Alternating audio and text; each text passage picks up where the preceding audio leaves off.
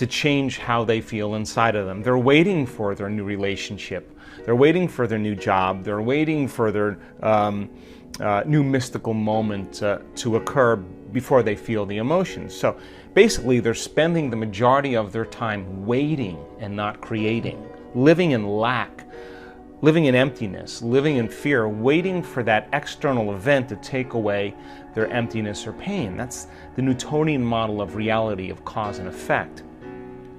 Turns out, though, the moment you're feeling that lack, you tend to try harder and force and control and try to predict or manipulate the outer world, because you're doing everything you can because you're experiencing a separation or polarity from what you want.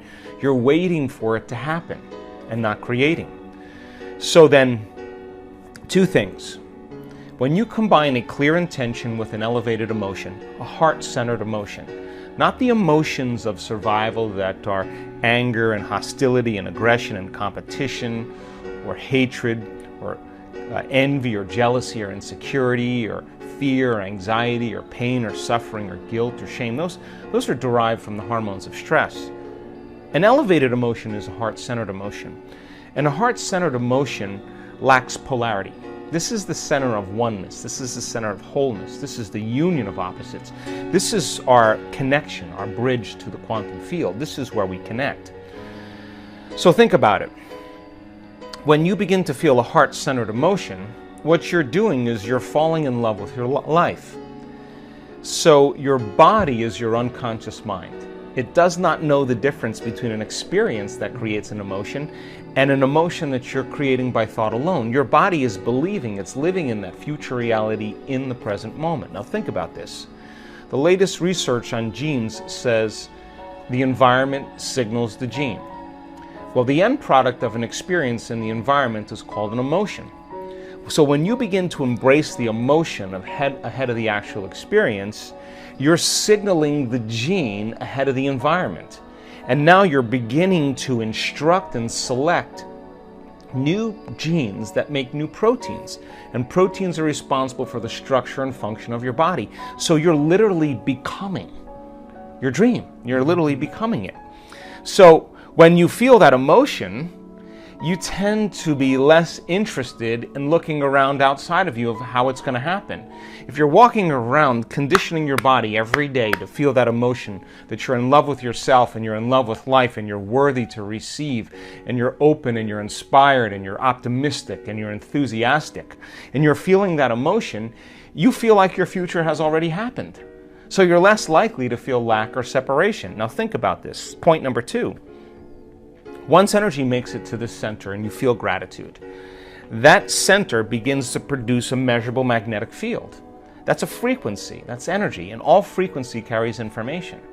So now you can lay the thought of your new relationship on that frequency, and now you're broadcasting a whole new electromagnetic signature into the field. So then the longer you're conscious of that energy, the more you're calling your future to you. When this center is opened up, you're connected to the quantum field. So now you don't have to go anywhere to get it, to try to force it or control it or predict it. In fact, you're the magnet. You're collapsing time and space, and the event is being drawn to you, and it comes in synchronicities and serendipities and coincidences, opportunities. Now the antithesis is also true. The moment you feel angry because you're in traffic, the moment you judge your coworker because all of a sudden they push an emotional button, the moment you feel sorry for yourself, victimized or self-pity, you're now emitting a different energy. In fact, you're back to the energy of your past and you just disconnected from your future. So then people's dreams stay at arm's length from them. So people ask me all the time, well, how come my new relationship hasn't happened? And I tell them the same thing. Take out a piece of paper and write down everything you want in a new relationship and then become that person. Because the question fundamentally is, would you go out with you? So if the answer is you're starting to love yourself so much that you no longer need another person, or you're no longer in lack, then you magnetize an equal. It just happens as a side effect. And it doesn't happen in ways that you can predict.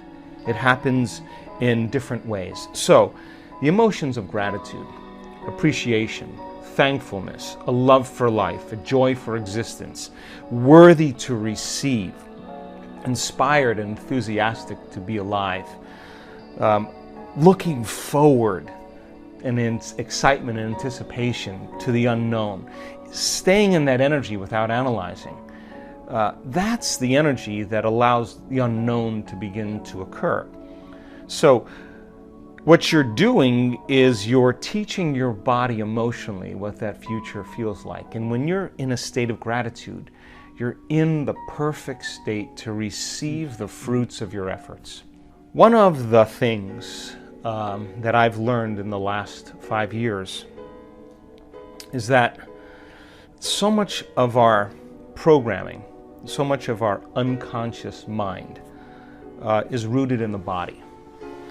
And people store traumas, shocks, crisis, past experiences that are strong emotional charges. They store those in the body because every time we remember the experience, we're producing the same chemistry in the brain and body as if it's happening. So the body actually becomes conditioned into the past. And so the body in its resistance is clinging to the known and the familiar, even though we want our future to begin to change. So if you understand then that you can't think greater than how you feel when you're addicted to certain emotions, or when you've been thinking and feeling in the same cycles and feeling and thinking that you condition your body to become the mind of that emotion, then when feelings become the means of thinking, then for the most part people are thinking in the past. So the body is struggling because it's clinging to the known, because it doesn't trust the unknown. And so some people would rather hold on to their suffering or their pain than take a chance in possibility. There's nothing wrong with that. It's just becoming conscious of the process. And so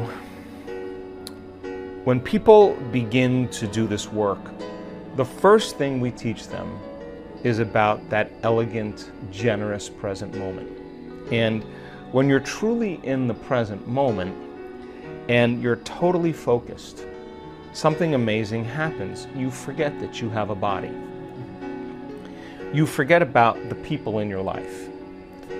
You forget about the things you own, your cell phone, your computer, your car, your home. You forget about where you're sitting, where you need to be, what place you have to go to, and you forget about time in and of itself. You take your attention off of time. And in that moment, you become pure consciousness. Now that is the elegant, generous present moment. And when you are truly in the present moment, that intelligence that lives within you and all around you is always present. It's always paying attention. And that's the moment there's an alignment between the subjective consciousness that's free-willed and the objective consciousness of the quantum field. You're looking right in the mirror. So then, in order for us to heal our bodies, we have to get beyond our bodies. In order for us to change some aspect of our identity or personality, we have to literally forget about ourselves. In order for us to change some problem or condition in our life, we have to forget about our present life and forget about the predictable future or the familiar past. And so you can only talk around this concept. But for a person who struggles with creating joy when they feel so much pain, and that they're working on trying to fake it until they make it, my advice is very simple. Work on getting beyond yourself. Now, there have been so many people in this work that have struggled and analyzed and tried to get beyond themselves and then tried to fake it and did all those things until they finally just followed the instructions and became nobody, no one, no thing, nowhere, and no time. Once you're that pure consciousness, the next question is, as consciousness, can you begin to put your attention on that field? Can you begin to pay attention to it? To begin to become aware of it, to become more aware of it, to experience it, to feel it, to stay connected to it moment after moment after moment. Now, just because you can't see something doesn't mean it doesn't exist. So as your consciousness begins to become aware of the consciousness of the quantum field, and you're experiencing less separation. Remember, separation is three-dimensional reality. My senses fool me into believing you're over there and I'm over here and there's time and space between us. Three-dimensional reality. But as you begin to become pure consciousness, you begin to experience less separation. As you begin to put your attention on that field and stay present with it, that infinite space, and tune into it, and begin to become more aware of greater degrees of oneness and wholeness.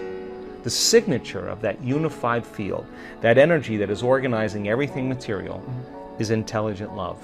It is very organized energy that we can only describe as love, but not like chemical love you have for your dog or your kids or your partner, but it's electric. It's the most familiar, unfamiliar feeling you'll ever have. It enlivens us. It is the very life force. It is the glue that's holding everything together.